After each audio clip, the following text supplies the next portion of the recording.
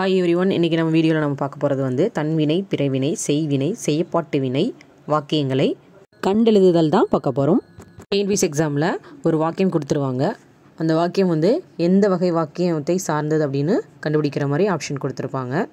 First ஒன்று வந்து தன்வினை வாக்கியம். தன்வினை அப்படின்னா ஒருத்தருடைய வினையை, அதாவது அவங்களுடைய செயலை மட்டும் சார்ந்து வரும் வாக்கியம். அவங்க என்ன செஞ்சாங்களோ அந்த செயலை சார்ந்து வரும் வாக்கியம் தன்வினை வாக்கியம்.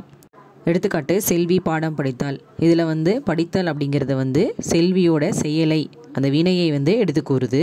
அதுதான் வந்து தன்வினை வாக்கியம். இன்னும் ஷார்ட்டாக சொல்லணும்னா, ஒரு எழுவாய் தானே தன் செயலை செய்வது வந்து தன்வினை வாக்கியம்.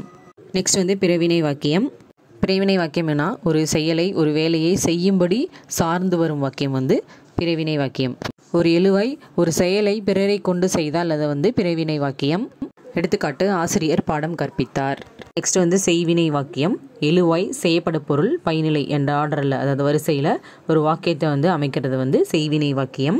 செய்யப்படும் பொருளோட ஐ என்ற இரண்டாம் வேற்றுமை உருவை வந்து இந்த வாக்கியத்தில் சேர்க்கணும். எடுத்துக்காட்டு, மாணவர்கள் வகுப்பை தூய்மை செய்தனர். எடுத்துக்காட்டில் வகுப்பை ஐ என்ற இரண்டாம் வேற்றுமை உருவை வந்து சேர்ந்து வந்திருக்கு. மாணவர்கள் அப்படிங்கிறது எழுவாய், எங்கே எந்த இடம் அப்படி அந்த பிளேஸை சொல்கிறது செய்யப்படும் பொருள், செய்தனர் அப்படிங்கிற செயலில் சொல்கிறது வந்து பயனிலை. நெக்ஸ்ட் வந்து செய்யப்பாட்டு வினை வாக்கியம்.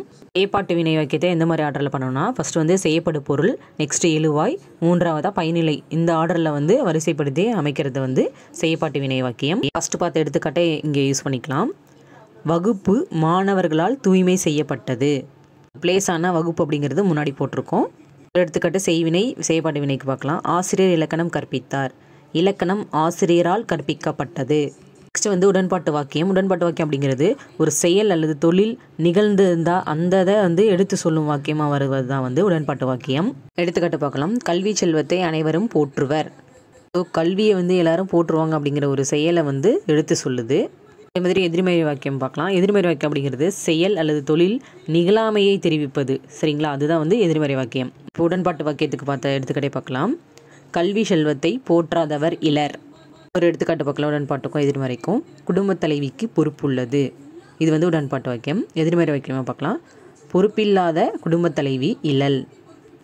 இதோட இந்த பார்ட் வீடியோ முடியுது.